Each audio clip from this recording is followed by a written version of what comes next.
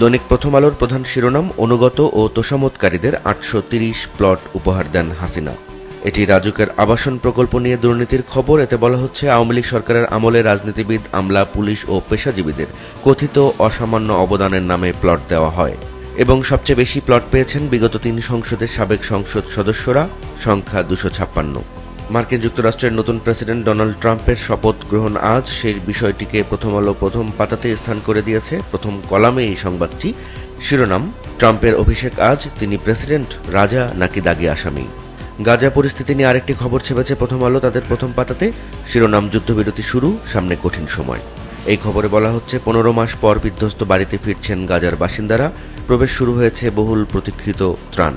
প্রথম আলোর শেষ পাতার একটি খবর, যার শিরোনাম, বই গেছে কম, লেখাপড়া টেনে টুনে। এটি প্রাথমিক ও মাধ্যমিকের পাঠ্যবই সংক্রান্ত খবর। এতে বলা হচ্ছে, শিক্ষাবর্ষের 19 দিন পেরিয়ে গেলেও অধিকাংশ শিক্ষার্থী এখনও সব বই পায়নি, অনেকে একটি বইও পায়নি। এতে পড়াশোনায় ব্যাঘাত ঘটছে। দৈনিক সমকালের প্রধান শিরোনাম, সীমান্ত বাণিজ্যে কমিশন চায় আরাকান আর্মি। এই খবরে বলা হচ্ছে, মিয়ানমারের প্রায় 270 কিলোমিটার এলাকা সশস্ত্র আরাকান আর্মি নিয়ন্ত্রণে নিয়েছে এবং এরপর থেকে নাফ নদের মিয়ানমার অংশে নৌ চলাচলে নিষেধাজ্ঞা জারি করেছে তারা। এবং এই জানুয়ারিতে এখন পর্যন্ত মিয়ানমার থেকে কোনো পণ্যবাহী জাহাজ বাংলাদেশে আসেনি। 4টি আসতে শুরু করেছিল, সেই 4টিও তারা আটকে রেখেছে এবং মিয়ানমারের আরাকান আর্মি জানিয়েছে, কমিশন পেলে সেসব কার্গো জাহাজ তারা ছেড়ে দেবে। সমকালের আরেকটি খবর, ইউনুসকে বেইজিং নিতে মরিয়া চীন, পাঠাতে চায় বিশেষ উড়োজাহাজ। গাজায় যুদ্ধবিরতি কার্যকর হয়েছে সে বিষয়ক যে সংবাদটি সমকাল দিয়েছে তার শিরোনাম, নজিরবিহীন ধ্বংসস্তূপে জীবনের উল্লাস। এই সংবাদের সাথে তারা একটি ছবিও ছাপিয়েছে, যেখানে গ্রাফিক্স দেওয়া হয়েছে। এতে গাজায় হত্যা ও ধ্বংসযজ্ঞের চিত্র তুলে ধরা হয়েছে। ভারতীয় ঋণের প্রকল্পে ধীরগতি, অনিশ্চয়তা। এই শিরোনামে সমকাল যে খবরটি ছাপিয়েছে তাতে বলা হচ্ছে, ভারতের লাইন অফ ক্রেডিটের আওতায় বাস্তবায়নাধীন প্রকল্প নিয়ে অনিশ্চয়তা তৈরি হয়েছে। সমকালের শেষ পাতার একটি খবর, 13 ব্যবসায়িক গ্রুপের ঋণ 60,000 কোটি টাকা। এটি রাষ্ট্রমালিকানাধীন 4 ব্যাংকে এই সব কোম্পানির ঋণের পরিমাণ দেখানো হয়েছে এবং এই খবরে বলা হচ্ছে, একক গ্রাহকের ঋণ সীমা লঙ্ঘন করে বিগত সরকারের সময় সব ঋণ দেওয়া হয়েছিল। দৈনিক যুগান্তর তাদের প্রধান শিরোনাম, WHO থেকে অপসারণ চায় দুদক, টিউলিপের পথে পুতুল। এই খবরে বলা হচ্ছে, দুর্নীতিকাণ্ডে বিতর্কিত টিউলিপ ব্রিটিশ মন্ত্রীর পদ থেকে পদত্যাগ করেছেন। এবার পুতুলের বিশ্ব স্বাস্থ্য সংস্থার আঞ্চলিক পরিচালক পদ থেকে অপসারণের দাবি উঠেছে। যুগান্তরের আরেকটি খবর, পিলখানা ট্র্যাজেডি, 200 আসামির জামিন, মুক্তি 2 দিন পর।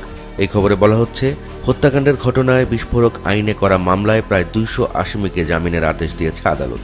4 ব্যাংকে খেলাপি ঋণ 1,16,000 কোটি টাকা, মুমূর্ষু অবস্থায় রাষ্ট্রায়ত্ত জনতা ব্যাংক।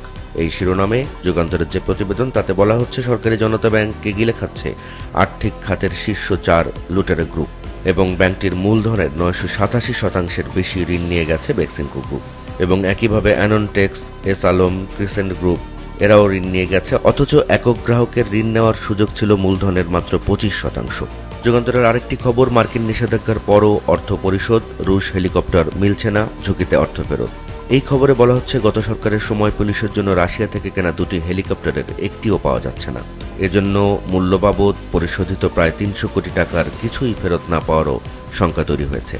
নতুন মার্কিন প্রেসিডেন্ট ডোনাল্ড ট্রাম্পের শপথ গ্রহণ বিষয়ে যে খবরটি যুগান্তর ছাপিয়েছে তার শিরোনাম, হোয়াইট হাউসে দ্বিতীয় যাত্রা, ট্রাম্পের $200 মিলিয়ন শপথ আজ।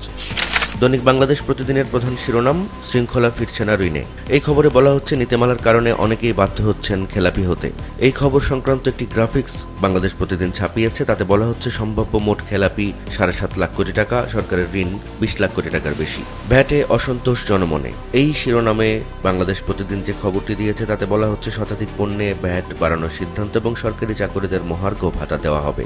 সরকারের এমন ঘোষণায় তীব্র অসন্তোষ জানিয়েছেন সাধারণ মানুষ ও বিশেষজ্ঞরা। বাংলাদেশ প্রতিদিনের আরেকটি খবর, আমরা ভুল করলে পস্তাতে হবে, তারেক রহমান। এই শিরোনামে যে খবরটি পত্রিকাটি দিয়েছে এটি বিএনপির প্রতিষ্ঠাতা জিয়াউর রহমানের 89তম জন্মবার্ষিকী উপলক্ষে বিএনপির কর্মসূচিতে তারেক রহমান বলেছেন, সেই বিষয়টি ধরেই খবরটি করা হয়েছে।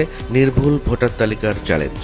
এই শিরোনামে যে খবর বাংলাদেশ প্রতিদিনের তাতে বলা হচ্ছে যে, ভোটার তালিকা নির্ভুলভাবে তৈরির টার্গেট নিয়ে কাজ করছে নির্বাচন কমিশন। এতে রোহিঙ্গা ও বিদেশি নাগরিক অন্তর্ভুক্তি ঠেকাতে নির্দেশনা দেওয়া হয়েছে এবং 2008 সালের 1 জানুয়ারি বা তার আগে যাদের জন্ম তাদের তথ্য সংগ্রহের কথা বলা হয়েছে। কিন্তু চ্যালেঞ্জটি হলো নির্ভুল করা এই তালিকাকে। ফের ট্রাম্প যুগ শুরু হচ্ছে আজ। বাংলাদেশ প্রতিদিন এই শিরোনামে নতুন মার্কিন প্রেসিডেন্ট ডোনাল্ড ট্রাম্পের শপথ গ্রহণের খবরটি ছাপিয়েছে। বিধ্বস্ত বাড়িতেই ফিরছেন ফিলিস্তিনিরা। এটি গাজা উপত্যকায় যুদ্ধবিরতির খবর। এই খবরে বলা হচ্ছে, গাজা উপত্যকায় কয়েক ঘন্টা বিলম্বের পর স্থানীয় সময় গতকাল দুপুরের দিকে যুদ্ধবিরতি কার্যকর হয়েছে এবং বিধ্বস্ত বাড়িঘরেই ফিরছেন ফিলিস্তিনি নাগরিকেরা। এই খবরটি দিচ্ছে বাংলাদেশ প্রতিদিন। পত্রিকাটির শেষ পাতার একটি খবর, একদিনে বৈঠকে 3 পরাশক্তি। এটি পররাষ্ট্র উপদেষ্টার সাথে গতকাল চীন, যুক্তরাষ্ট্র ও রাশিয়ার রাষ্ট্রদূতেরা বৈঠক করেছেন। সে খবরটি দিয়েছে বাংলাদেশ প্রতিদিন। এতে বলা হচ্ছে, 3 দিনের সফরে আজ বেইজিং যাচ্ছেন পররাষ্ট্র উপদেষ্টা তৌহিদ হোসেন। তার আগে একই দিনে তার সঙ্গে সাক্ষাৎ করেছেন যুক্তরাষ্ট্র, রাশিয়া ও চীনের রাষ্ট্রদূত।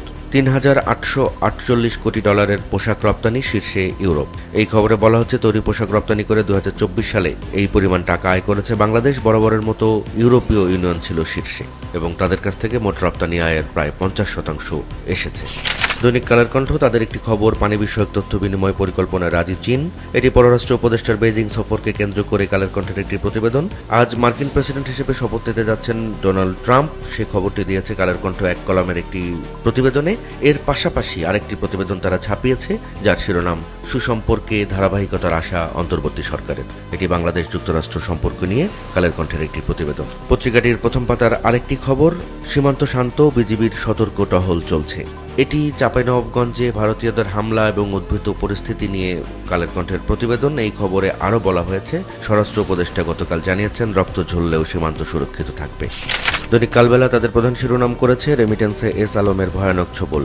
এই খবরে বলা হচ্ছে, এটি বাংলাদেশ ব্যাংকের পর্যবেক্ষণ এবং এই পর্যবেক্ষণে বলা হয়েছে, এস আলম গ্রুপের ব্যাংক জালিয়াতির অধিকাংশ অপকর্ম পরিচালিত হয়েছিল ইসলামী ব্যাংকের চট্টগ্রামের খাতুনগঞ্জ শাখা থেকে এবং এই গ্রুপটি 5 গ্রাহক, famous trading corporation, rainbow corporation, answer enterprise এবং গ্লোবাল ট্রেডিং কর্পোরেশন ও সোনালী ট্রেডার্স, এই 5টি নামে বিপুল পরিমাণ অস্বাভাবিক ও বিধি বহির্ভূত ঋণ নিয়েছে।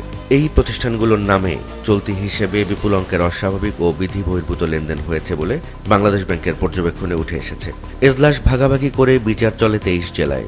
এটি বিচার বিভাগে অবকাঠামো সংকট সংক্রান্ত একটি প্রতিবেদন। এই খবরে বলা হচ্ছে, 1.5 যুগ পার হলেও বিভিন্ন জায়গায় চিফ জুডিশিয়াল ম্যাজিস্ট্রেট ভবন হয়নি। কালবেলার আরেকটি খবর, পিলখানা হত্যা বিস্ফোরক মামলা জামিন 2.5 শতাধিক আসামির।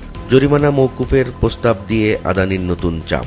এই খবরে বলা হচ্ছে, বিদ্যুৎ বিলের বকেয়া পরিশোধ করলে জরিমানা মওকুফের প্রস্তাব দিয়েছে ভারতীয় কোম্পানি আদানি পাওয়ার লিমিটেড এবং তারা বলেছে, জরিমানা এড়াতে চাইলে পিডিবিকে আগামী জুনের মধ্যে এই বকেয়া পরিশোধ করতে হবে। জীবন বাঁচানোর রক্তে মৃত্যুর পরোয়ানা, এটি নতুন গবেষণা প্রতিবেদনকে ধরে কালবেলার প্রতিবেদন। এই খবরে বলা হচ্ছে, সম্প্রতি এক গবেষণায় দেখা যাচ্ছে, রক্ত পরিসঞ্চালনের মাধ্যমে একজন থেকে আরেকজনের শরীরে ছড়িয়ে পড়ছে ক্ষতিকর ভারী ধাতু এবং শুধু ঢাকায় থাকার কারণে ভারী ধাতুর ঝুঁকি যে বাড়ছে তা নয়, গোটা দেশই ঝুঁকিতে পড়েছে, এমনটি উঠে এসেছে এই গবেষণায়। দৈনিক কালবেলার শেষ পাতার একটি খবর, বিএনপিকে আরও গতিশীল করতে সদস্যপদ নবায়ন। এই খবরে বলা হচ্ছে, 8 বছর পর আজ এই নবায়ন কর্মসূচি উদ্বোধন হতে যাচ্ছে। নির্বাচনী দাবি দেওয়া, দল পুনর্গঠন ও রাজনৈতিক উত্তেজনার মধ্যেই এবার প্রাথমিক সদস্যপদ নবায়ন কর্মসূচিতে যাচ্ছে বিএনপি।